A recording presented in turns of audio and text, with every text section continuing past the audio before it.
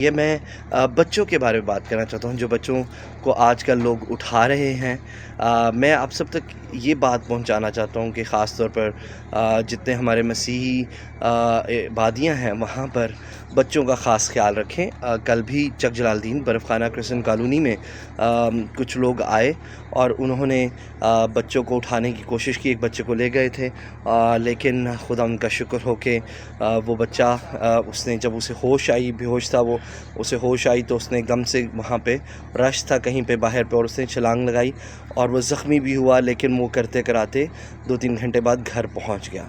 सो शुक्रगुज़ारी है कि वो बच्चा बच गया। लेकिन साथ साथ कुछ वीडियोज़ आपके साथ अभी शेयर करेंगे। एक हमारे जहाँ पर हम बच्चों को पढ़ाते भी ओएचजी सेंटर में, चर्च जहाँ पर हम करते हैं, वहाँ पर हम देख रहे थे कि बाहर हमने सीसीटीवी फुटेज में भी देखा, हमारे जो साथ वाले हैं उनके कैमरे में क्लियर नहीं था।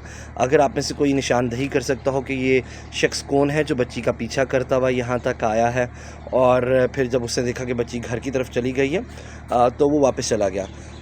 मैं यहाँ पे बराबर करवाता जाऊँ कि बहुत जगहों पे हमें ये पता चल रहा है कि किस तरह से बच्चों को पकड़ रहे हैं और वो वहाँ से ही उनकी जिस्मानी अज़ा गायब करते हैं और बच्चे को मार के छोड़ चले जाते हैं। खुदावंद ही हमारी पनाहगाह है, लेकिन हमें भी एहतियात बरतने की ज़रूरत है। अपने बच्चों का ख़ास ख्याल रखें।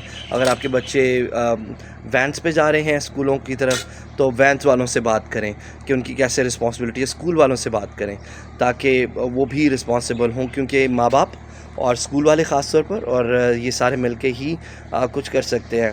इसी तरह से मैं अपने तमाम तर जो हमारे इलाकों के दुकानदार भाई बहनें हैं जो चला रहे हैं दुकानों को, अगर आप देखते हैं कोई भी ऐसा शख्स जो आपको रूटीन में नज़र नहीं आता, प्लीज़ अपनी मकामी कलीसिया के पास्टर को बताएं। आप अपने मकामी जो उनसे ऐसे ओहदेदारान हैं उनको ज़रूर बताएं।